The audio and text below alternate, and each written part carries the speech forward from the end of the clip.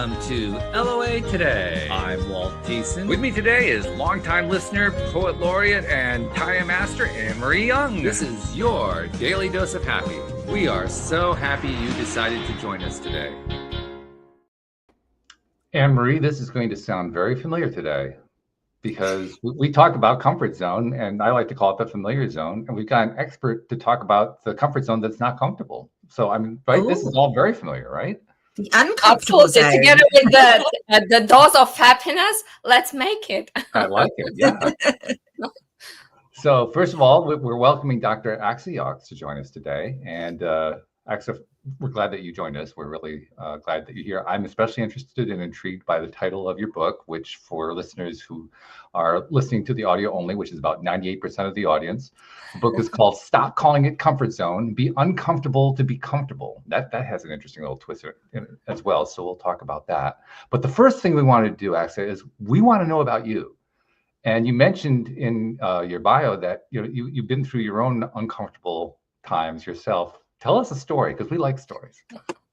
How would you like if somebody is very successful in science, with achieving nearly everything what's possible, with the degrees, 12 inventions, like being nominated as a person of extraordinary ability, winning the first prize, and deciding that she is ready for the real life and failing miserably? That's my story. Okay. I thought that I have 12 inventions. Let's meet the real life and let's succeed there as well, because I was very successful in science. And you know what? That was so wrong to think that, because what you can apply in science doesn't work in real life. Whether you have 12 inventions, business or real life can be so different. But yet I decided, I took my path and then I succeeded over. So if somebody is failing, it's a good reminder for them, just keep going. If you are passionate about something, if you found your true path, just stick there. Because it's always very painful in the very beginning. You learn the lessons, just carry them with you, because that's additional wisdom, and then just go. Look, this isn't fair. You're hitting my favorite topic of all time. I'm serious. This is my favorite topic. Follow your passion. And the reason is that I did very much the same thing. My field was IT rather than science, which I'm very good at. I don't have 12 inventions, but that's okay. But I'm still very, very good at it. But I didn't love it.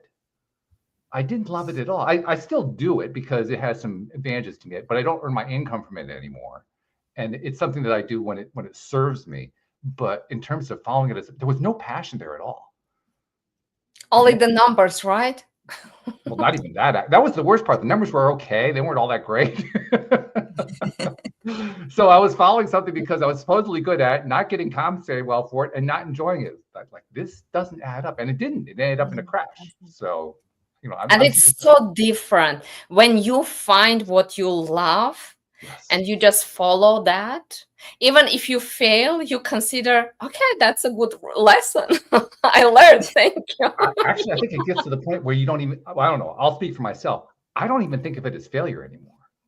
I think of it as, to follow the Edison example, one more way not to invent the electric light bulb. I believe this is the wisdom which comes with the age. No, it's what comes with following what is not your passion and getting burned. That's where it comes from. Yeah.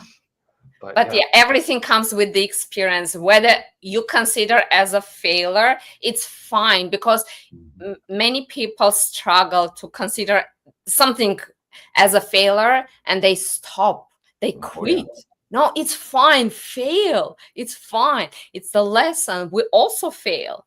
And it's painful. It's miserable. You feel like you don't want to continue. You want to go back because it was safe. You knew everything there. It was familiar. But then you just find another nudge. You just continue. Then you find something more. And then you just keep going. And that's it.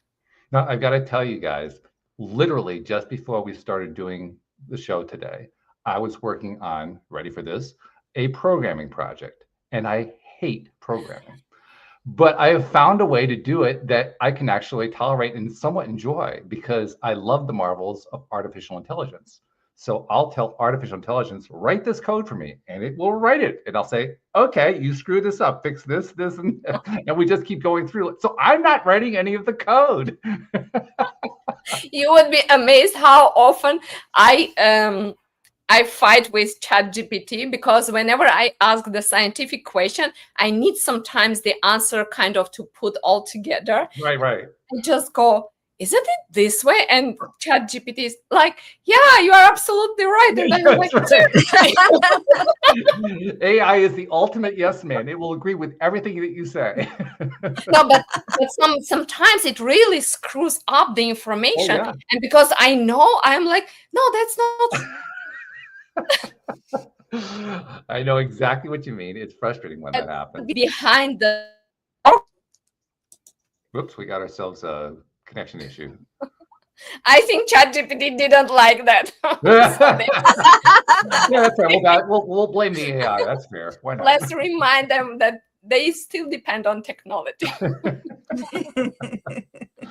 Actually, the really interesting thing is I look at some of the aspects of IT, particularly programming. That's always been a bugaboo for me, that I really didn't enjoy at all. And then I see AI screwing up in the same ways that I did. And I say, I've been there. I know what that's like, except that the AI doesn't seem to have any feelings about it. The AI says, oh, well, then it must be this. And it always gets the wrong answer after that, too. It's one wrong answer after the next. It's a good reminder that even AI fails. Yeah. It's okay to fail. Okay. Yeah. Guys, it's just keep going. ChatGPT doesn't stop to exist simply because it gives sometimes the wrong answer. We all fail. In fact, what's really interesting about ChatGPT in particular, interesting you mentioned that. I use an AI called Claude for the programming. It actually does better coding.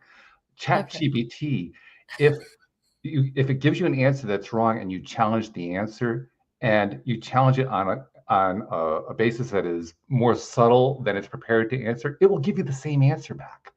Yes. And you'll do that over and over and over again. How similar is that to humans? We insist, but I know you're telling me this is the wrong answer, but this is the right answer. I got to be right about this. But that's also a good reminder that we still are human, and we have to find a way to work with the technology. We cannot survive without, but we shall never replace ourselves, because it's okay. Yeah, you can use AI because it really helps you to put your thoughts like in the line, like it is aligned, and then it's smooth and it's easier to read. You just go over, you edit, you make it human, because I like whenever you read, there is not so much like you don't feel it's AI written or generated, or you really feel that it's your own brain just put in the words, and that's it. Yeah. It's okay. We have to find a way for everything to survive together. That's the beauty, because even the nature survives when the diversity covers everything. That's the best. Even with the jungles, the forest, the ocean, once you eliminate particular ecosystem, then everything collapses. The same is with the human body. You have to feel everything, whether it's negative, whether it's positive, everything is fine, because without negative, you will never appreciate the positive, and the other way around. Yeah. It's just only what you focus, and the way just to start to appreciate what you have. That's the beauty. When you flip and you focus on, okay, I failed, it's painful, but let's keep on. Now, Anne-Marie, seriously, how much of what she's saying there sounds completely like what we've been talking about for the last 10 years, right? Oh, yeah, she feels like my best friend's talking to me. It's just like stuff that we just totally agree. But, these failures in life are actually the gifts. They're the ones that make you learn. They show you what you don't want. They show you what you can change. They're not failures, aren't bad things. They're just opportunities. I love that. And it's so true, because actually, if not my failing, I would never publish the book. I would never come to my passion, because I was not stuck, because I love to be in science, but it just turned out it was a very sharp turn in my life, and I needed to take it. I was ready for the challenge. But together with transitioning from quite safe environment, very comfortable, because I knew everything, I was very successful, my ego was at the top. But because of failing at the moment, I'm preparing the TEDx talk. And what I did in science helped me actually just to go through the research and found what is not covered. So it's good to have the history, the story that I had and the experience that I had from science, to kind of transition it into failing completely without any idea what to do the next, because I really hit rock bottom, like really. And I went through a lot of trauma, like I lost my dad, then another life-changing circumstance in my family, then my personal trauma, then I moved to live to the US all by myself. I didn't know anyone. Wow. And I was transitioning from safe environment, which was science, into real life, failing. I was so lost. I when I look back, I am like, oh my goodness, did I really pass that? How brave were you? Yeah, very brave. Yeah. Sometimes life doesn't ask you, and if you are up for the challenge, you just go. You just go, and every time when you face some adversity, you just remind yourself you are not the first one. You are not the last one. People survive even worse, because that helps you. That really helps you when you have the stories which are harder to compare, and to say you cannot compare, you cannot complain, because there are so many worse situations that you could be in, even yourself. And you keep going, and every time when something happens, you just even the reason that I published the book, because when I was going through the dark times, the only way that I survived were the stories of other people. And with the manuscript in my book, I was like, I don't feel comfortable to publish this story, because it's very personal. But then I was like, what if it saves one life? Because you are here because of the stories of other people. What if every single person would sit there with the manuscript of their story that they went through and decide not to publish? What is going to happen? So many people will fail, because you don't have when you have very specific hardship that you are going through, you really need to find something which is either worse or similar. So if every person who went through what you went through, and they decide, oh, that's too personal, I don't want to publish, what's going to happen? Every next person might give up, and really give up. I mean, give up. So it's your responsibility as well. So that's how the book came up. You're hitting all my favorite buttons here. I'm loving it. One of the things that I always like to bring up is how we put these various forms of content out there. I mean, you're doing it in the form of a book, but you're also doing it by being on this podcast. I'm sure you do other podcasts. You probably have other ways of reaching out as well. And you're reaching people you never hear about. And they learn about stuff through what they hear from you, and you don't even see what happens. So, because of that, there's like a gap that happens there. Because of that gap, we don't actually know how we're impacting other people in positive ways. Thank you for reminding that. And more people realize that that's okay. And if you have the story, just hear what other people have to say, because it's really hard for us as well. It's not the funny story that you would be like, oh, I failed, you want to try? No. It's like, I failed, it's painful. I still feel that. because I'm a live person. If we are sharing our stories, it doesn't make us to be not sensitive. We are still sensitive, but somehow you find you overcome that hardship as well to share your story, and you find your bravery inside of you, and you decide, no, let's help somebody, because somehow the nature created you a little bit stronger than the other person. And then you put your story out there, not to brag, because you cannot brag like, I failed. Well, you can try, but it doesn't get you very far. I failed. No, that's definitely not how you want the story to sound. But still, failure exists. Yeah. No, it's absolutely true. It's absolutely true. The other piece to that I find to be fascinating is how the universe, the life, real life, how it ends up being a mirror to us in ways that we don't expect. I think that's kind of what you were describing when you talked about how you left the scientific world and got into the real world, and you experienced the traumatic experiences, and you had the failures and all that kind of thing. It kind of hits you in the face, but when it's hitting you in the face, it's mirroring stuff back at you that you didn't even necessarily realize you were putting out there. That's what I found anyway. I found, and the best way I can think of to express it is, I have learned about stuff that I put out there, and it pissed me off every time, but I learned from it. I love that. That is and so maybe it's showing up all the time, because that's what you need to focus on. Yeah.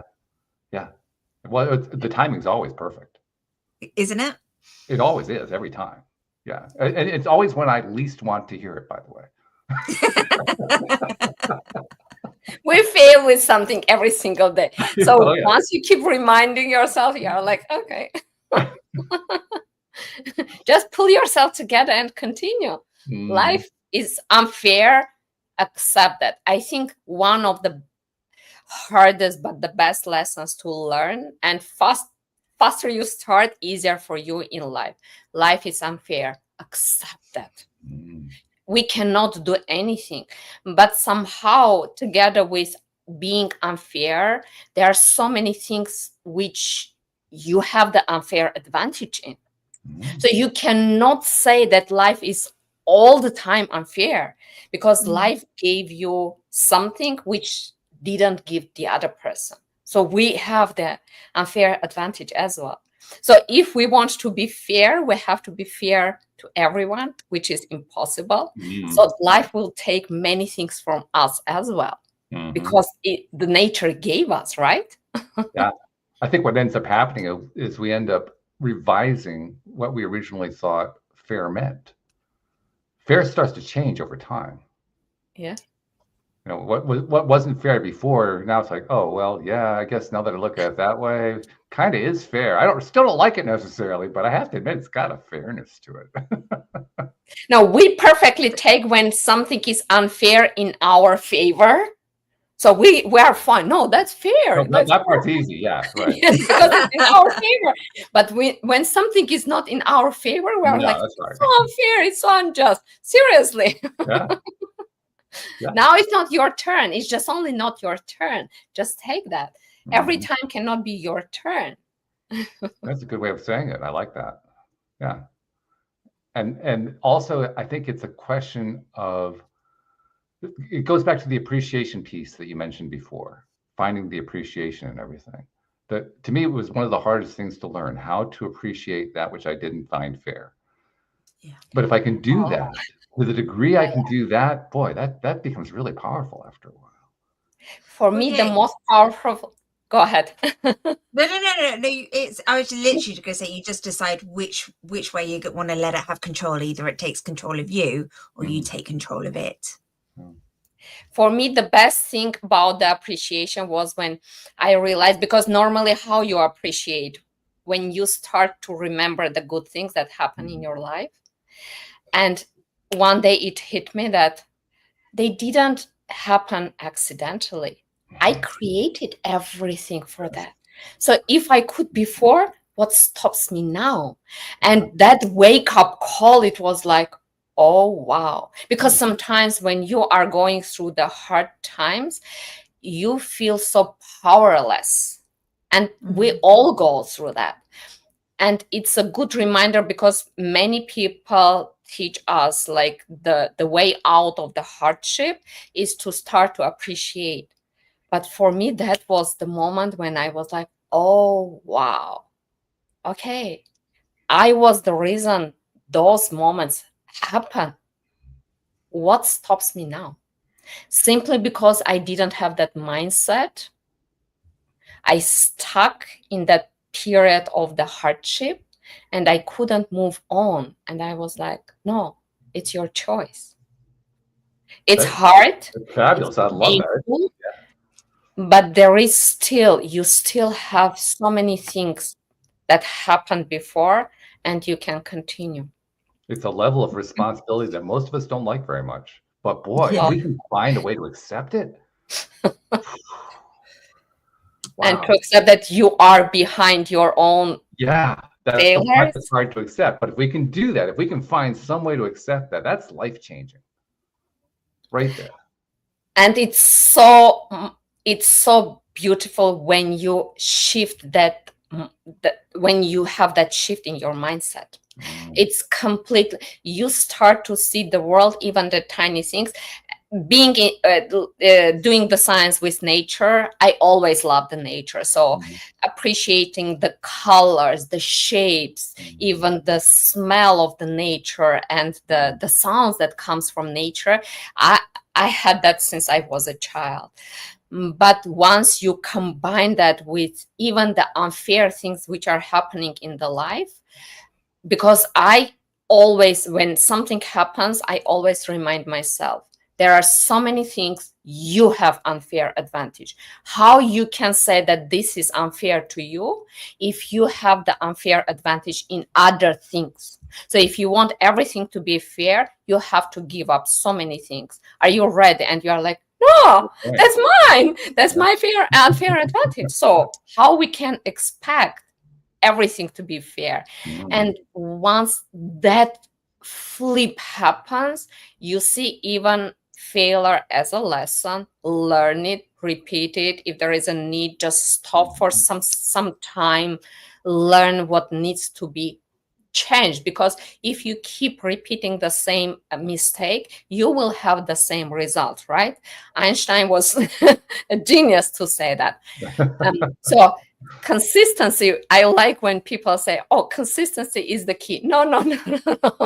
If you keep doing the dumb things, you will keep having the dumb results. You get it consistently. Not the key. You have to do the right thing consistently, then you will have the right results. There is always that trick, right?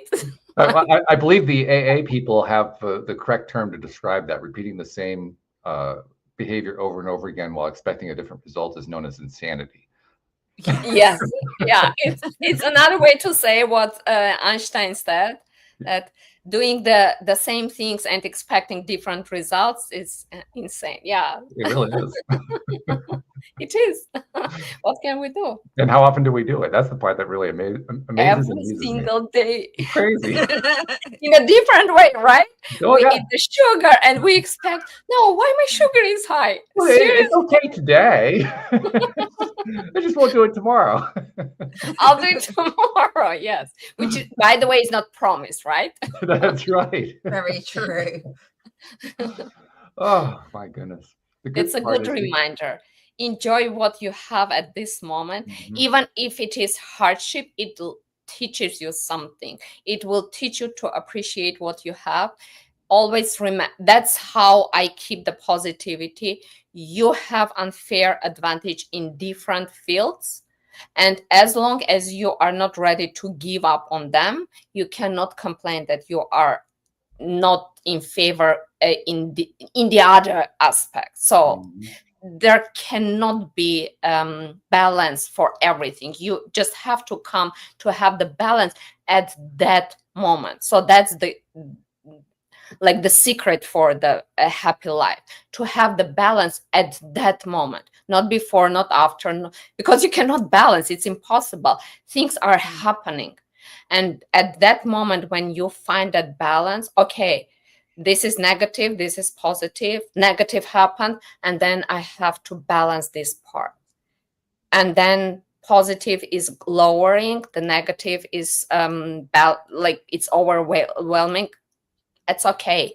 You will balance it the next day or 1 hour later, or just talk to some friend, or just listen to somebody who motivates you. Just keep reminding yourself, it is not it's not the end unless we decide it is. You're pulling all my favorite cliches out of the air. I like to say always, because normally when the negative things happen, what do? We just go with one tiny video, the positive, and we decide to dilute the ocean of negativity, which are the negative habits that we have, with one drop. And we're like, why it didn't work? Yeah. Yes, because you just added one drop in the entire ocean, and you decided to dilute the entire ocean with one drop. You have to keep adding that one drop of positive mindset every single day. Together with this, you have to eliminate the negative, because if you keep adding the negative as well, what will happen? You already have that negative or not very beneficial habits. So if you have the tank already filled with the negative or not beneficial habits, and you keep adding one drop and not eliminating or removing these ones, what will happen? Your positive habits, they will not stick, which exactly happens. Because it's impossible to dilute the entire ocean with one drop. No one can do that. This is true. Yeah. Try as we might. And we often do try. That's so. And also, when we look at the ocean, so it's not only water, right? We have what? We have plants, we have animals, and different animals. So if you add only one sort of positive habit, what will happen? You will, even if you multiply one positive habit, it will not change the multi-level negative habits that you have from in the very beginning, like the bad habits of how you eat, how you exercise, how committed you are to succeed, how committed you are to improve your behavior, attitude, or to be grateful. So you have the different multi-level negative habits, and then you just change one habit, positive, and you decide to dilute all the multi-levels. No, it's impossible. So you have to add the same positive new habits, multi-level, for the new tank that you create. Then you can replace what you have, because with one level, like, you just change your diet and that's it. The rest will fit in. No, it doesn't work that way. That's why we go to the seminar, we listen to motivational speaker, and we're full of energy. This time I will change everything.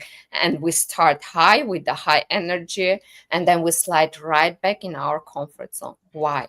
Because we decide to dilute the multi-level different emotions with one positive emotion. The positive emotion, if it is one, it cannot cover all the colors of the negative, because you have different colors. And by using one color, even different shadows, you cannot exclude the negative. So that's the secret. You need to find out all the links that you have in your brain between our limbic brain, which is subconscious, and the cortex, which is the conscious brain. All the links that you have, how do you associate the negative habit with? And then you have to break all the links. You cannot bring one link and decide, oh, I changed. No, you have to nullify everything which you have in your body, like from building the habit for decades. And then you have to nullify, come to to particular balance and then amplify the positive. But with amplifying the positive, you have to stop feeding your negative. That's the secret. If you keep feeding the negative, and even if you have tiny gap between the positive habit and the negative habit, whenever you are going through the stress, you will be back, because your body created the biochemistry for decades. And this is the biggest secret which I discovered when I was going through the hardship.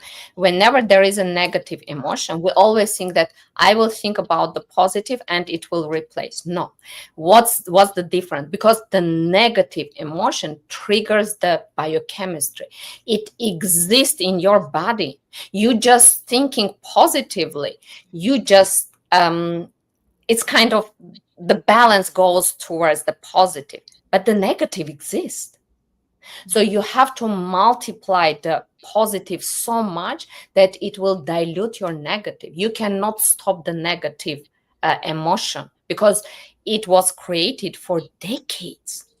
Yeah, what you're talking about is the reprogramming of the subconscious mind. That's literally what this is about. And it's not that easy. So the secret is, even if you are trying to reprogram, to accept that you can have the negative emotion, you just need to create the positive habits and multiply them. Because you cannot stop the biochemistry. It's impossible. That's when people say, I'm fearful, but I do it anyway. Why? Because they found the way how to overcome this negative habit. You cannot stop it because we need to be fearful. Otherwise, the nature created us. We need to feel this safety. That's to preserve us, to save our life. So it's okay to feel fearful. It's okay to feel sad, because the moment when you give the name for the emotion that you have, you can find the solution for it. Like if you have the equation, if you don't know how to solve it, how you are going, you would just stare at the paper with no clue what to do, and you would just put some numbers there, put all together, like make a mess, but it will not solve that.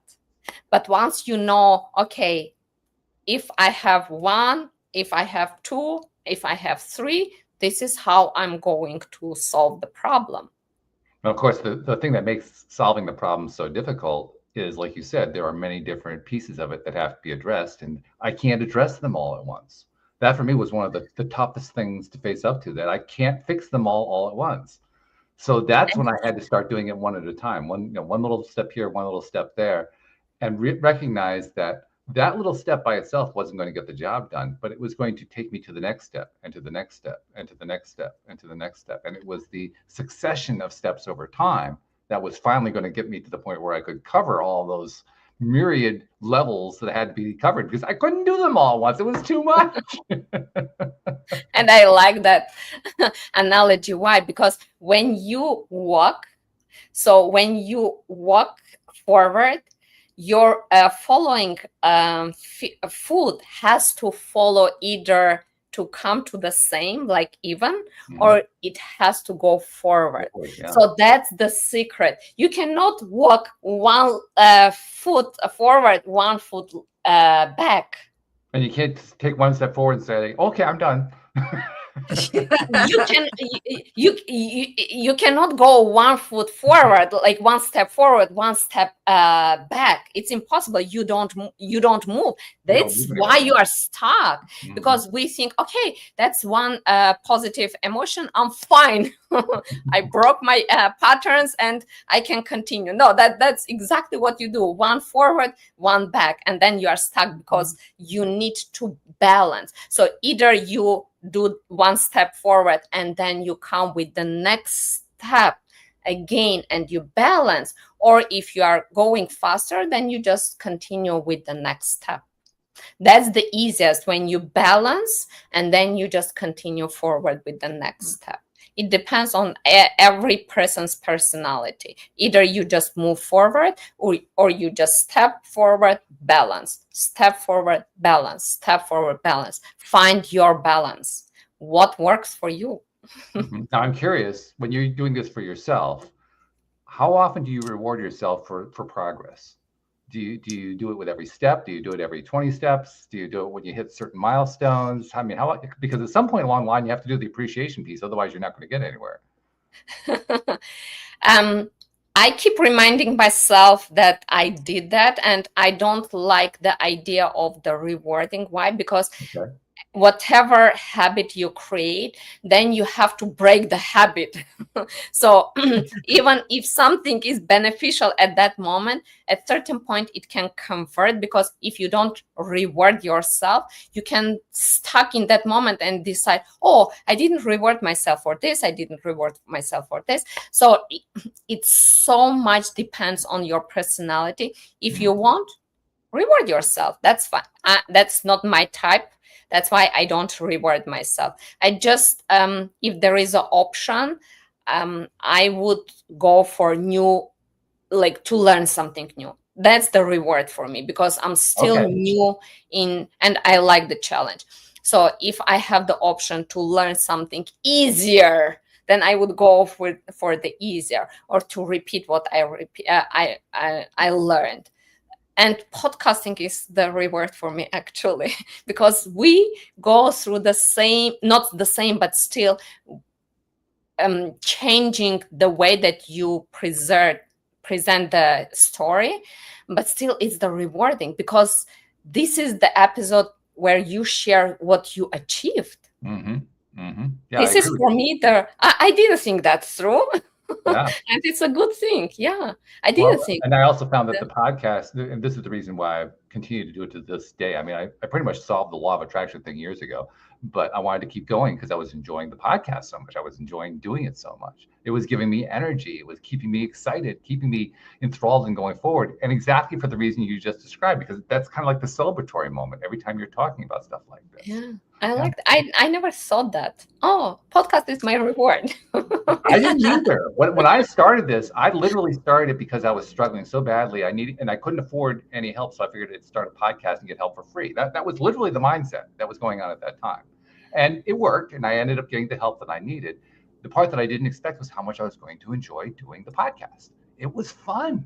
It was exciting. I couldn't wait for the next one. In fact, it got to the point. At that point, I was doing it weekly. At that point, I said to myself, I got to have this more often. I started doing it daily. I started doing it 5 days a week at that point, because I kept getting like a juicy feed of energy every time that I did it.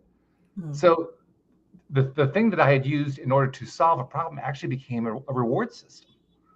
And I couldn't get enough of it. And to this day, I'll probably do this for the rest of my life. Not because I need to solve the law of attraction thing, got that one done. It's because I get so much energy out of it. And my guests do too. And my co-hosts get it, and my listeners get it. That's why we're all doing this every time. So yeah, that's what keeps me going. And it depends how you define the reward, or how do you define the success or the comfort. Anything, whatever we define, we are bind to that. So once you don't give the definition, it's just only anything good that happens is the reward. If somebody calls me and tells me, you helped me, that's my reward. Yes. If somebody calls and tells, if not you, this child would have never been born, that's my reward. I would have been divorced. That's my reward. Yeah, that's huge. Yeah, that justifies the life right there. Yeah, that's huge. Every time when you hear such things like, if not you, this would have never happened, that's my reward. Yeah. Beautiful. And it's funny. I'm a big fan of celebrating the positives along the way, especially if you're living, like you say, you're fearful of something and you've conquered that. Just give yourself a little high five. Yeah, I like that. High five. Yeah. And I think the moment I was surprised for myself, actually, because I never avoid to look in the mirror. But the moment when I was transitioning and I couldn't accept what I was going through, I couldn't look in the mirror. And first I thought that I didn't like whom I was seeing, but then I realized that I just couldn't look in the eye of the person and admit that I failed. Yeah. It's kind of, I couldn't tell her, sorry, I failed. To the moment when I came and I accepted that it's fine to fail. It's very hard. It's horrible. Every single time I need to remind myself that I failed, but I accept it for myself, and I can look in the mirror and say, I'm sorry, I failed. I didn't know what was better. I really didn't. I failed you. Yeah. So there's almost something about celebrating your failures as much as your positives, your successes. Yeah. Everything needs to be accepted because we are alive people. Whether you are in good position or in bad, hopefully not that's the case. But looking in the mirror and telling yourself, I'm sorry. Because forgiving yourself, it's one of the hardest things. It's really very hard. But the moment when you can look in the mirror and say to yourself, I'm sorry, I failed. I failed you.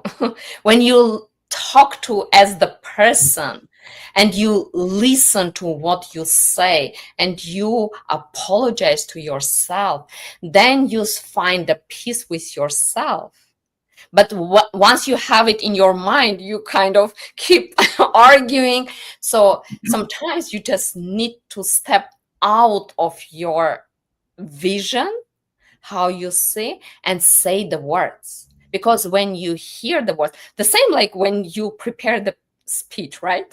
When you keep the speech in your mind, it doesn't sound good or it sounds perfect. Once you start to talk, then it's all different. That's nonsense. Once you start to do the speech before the mirror, you are like, oh my goodness. And then the video, and so exactly the same. First, you have that thought that I'm sorry, I failed, and everything in your mind. But once you start to transition the real way, and the moment when you stand before the mirror, because you really need to accept yourself that you failed, you are sorry, and you really apologize to the person in the mirror, because you have to make the peace with the person you see. Otherwise, you will just go that sick cycle. I like what you're saying for a number of reasons. I didn't know what was better. That was the best I could. One of the reasons I like what you're saying so much is I had a conversation with a good friend about 3 days ago, who I hadn't seen in a while, and she had been a listener of the podcast for a while. She had been listening at a time when I talked about doing mirror exercises, kind of what you're talking about. Now, I had focused on telling yourself how you feel good about yourself, telling yourself that you love yourself, building up your self-esteem and so forth. But you're making a very important point here, which is that self-esteem starts first with self-acceptance. If you don't have self-acceptance, you can do all the self-esteem building you want, and it's not going to get you anywhere. You have to have the self-acceptance piece in place to build on. And that's where the forgiveness, that's essentially what you're talking about. Forgiving yourself for your own mistakes, for your own failures. That's where that comes from. It comes from that level of self-acceptance. Yeah, that's something that you have, the same like as you said, like high five. When you really high five yourself for whatever you did, even if you high five yourself for the failure, okay, sorry, it didn't work out. But still accept that, because once you start to numb, whatever we numb, that's not a good thing, because we cannot numb one particular emotion. So we have the group of negative. So we don't numb all of them together. We numb negative emotions because we don't numb the positive emotions. And then once you numb all of them, like you group all of them and you're like, I don't want to feel that. You don't know the difference. That's why when you are trying to make the peace with yourself, once you split that group, you realize that that was really tough thing. That's why I failed. I didn't fail because it was really very easy thing. And no, it was really hard thing and you failed. It's not a group of something which is just a mess and you don't see any personal story behind. But once you split it and you accept, no, come on, it was a hard thing. And you didn't fail because you chose to fail. You failed because you didn't know, and there was nobody to stop you. And that's it. Just take. Okay, sorry. Sorry. No, but I thought that was brilliant, because I think that there is always power in having a go. Yeah. If you failed, at least you've had a go at something.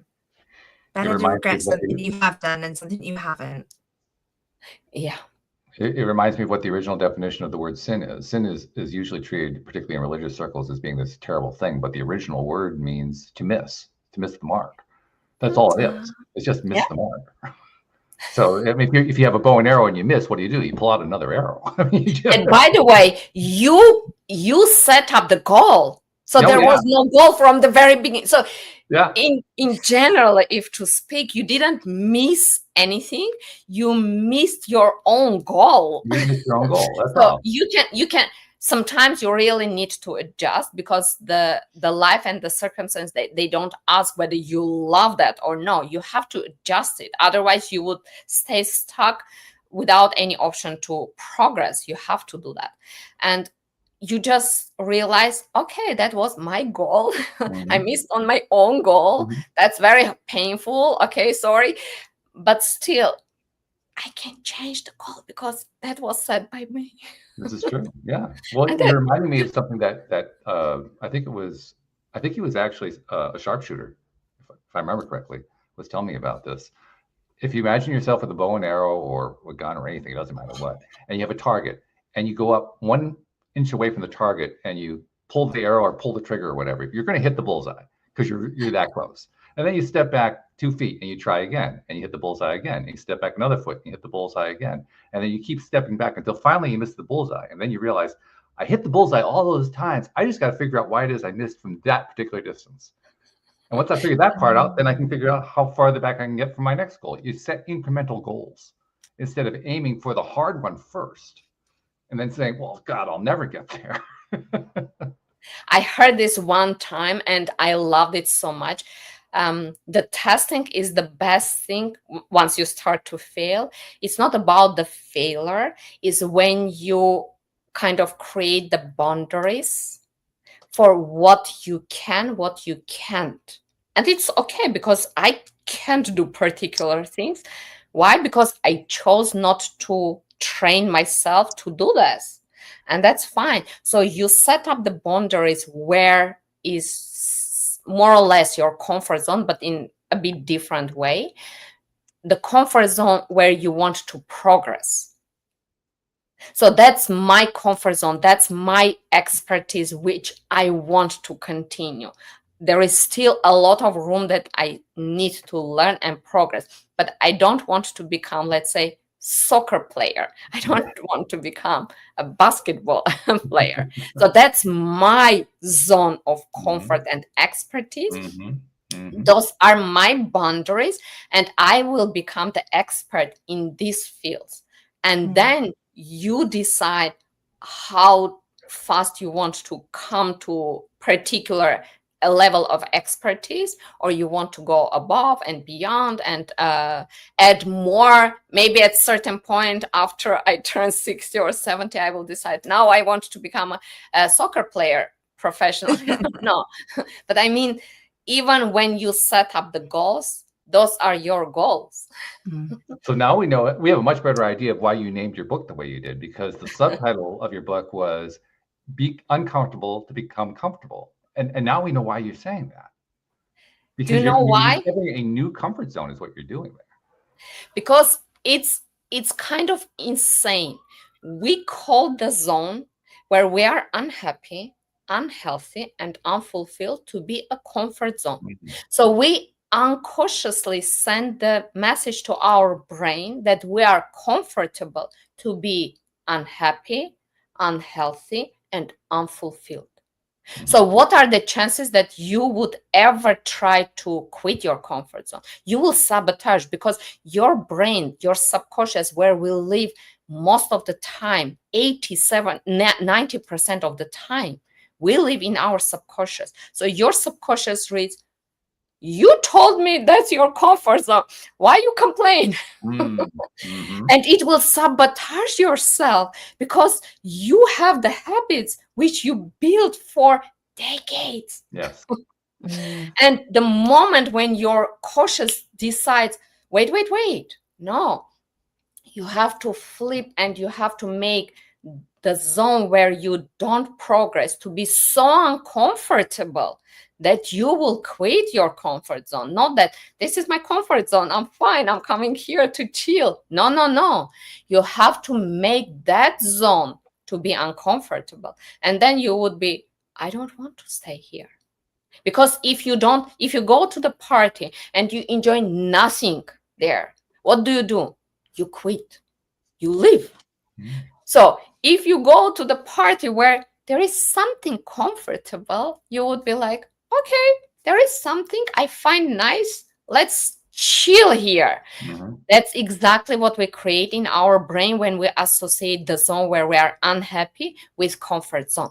Because you tell your brain, I'm comfortable to be unhappy and not to progress, not to be healthy. Once you flip, you are like, wait, am I really comfortable? So that's the flip that you have to, not to be uncomfortable, to be comfortable, to be uncomfortable, because your brain anyway will read, wait, if I am here, this is my comfort zone, and I am unhappy, I don't want to be more unhappy. Because your brain would read as the need to save you. And then it will sabotage you. That's the reason that 80% of people fail. But the moment that you change and you are like, no, this is uncomfortable because I don't want to fail. I don't like to not to make the progress. This is my uncomfort. Make it so uncomfortable, you will not live there. Well, I can tell you this. People who are considering leaving the comfort zone are now considering it in a new light. And so I want to thank you for that, because you've got them thinking about that. There are going to be some of them who want to even learn more about you. They want to find out perhaps about your books, or maybe they want to reach out to you. I don't know. Maybe you accept contact from people who are reaching out to you. But how does people find you? I mean, is there your books? I imagine they're probably on Amazon and the usual places. But how do they find you? Yeah, my book is on Amazon. They can find me, and also on LinkedIn. I'm very active there, and I'm starting I'm doing the one-on-one, and I'm starting the classes, the courses. It's ready. It's unbelievable, and we are doing with many people, and the testimonials are unbelievable. Like, wow, because they learn the technique, and the base is you have to understand who you are. Because this is the base. Before you understand, everything it's just you add to the mass, and then you have a bigger mass that you have to sort out. And that's where the issue comes in, because you go to the different seminars, you learn different techniques, and then you are, my friends, where we are. Like, nothing works, we're stuck, we're back in our comfort zone. So first, you need to understand who you are by nature, and where you want to go. That's the next step. And on Facebook, they are more than happy to reach out, and then we see how we continue from there on. Sounds great. Okay, so there are a few places to reach you. That's a wonderful thing.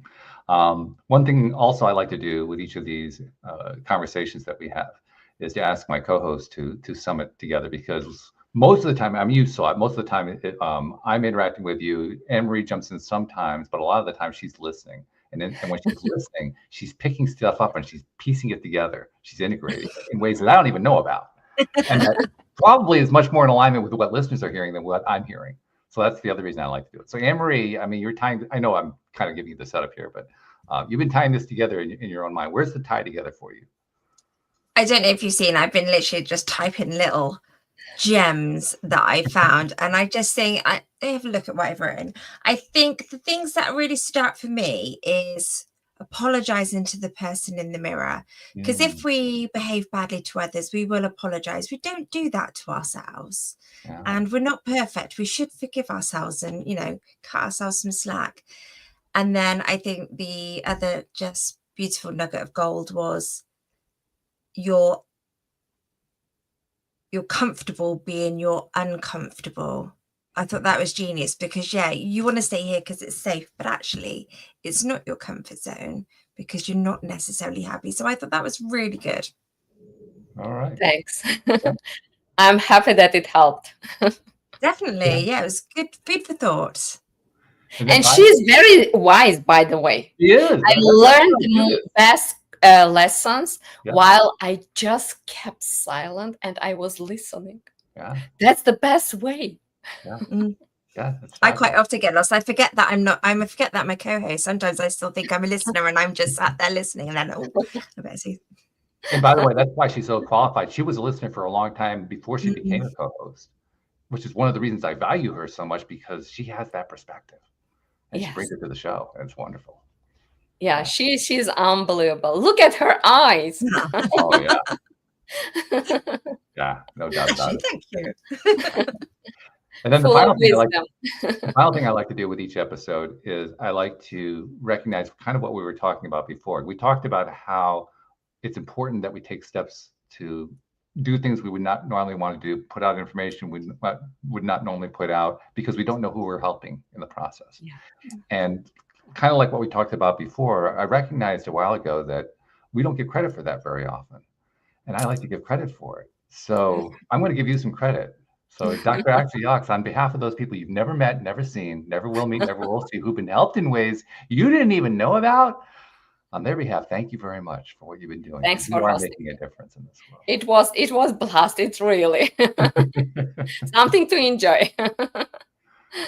We all enjoyed it. There's no doubt about that. And we wish you all the best, both with your books, with your courses, and all that you're doing in the future, because you're onto the right stuff. Thank you. Absolutely. Thanks a lot. And thank you to our podcast listeners everywhere. We'll see you all next time here on LOA Today. Goodbye, everybody.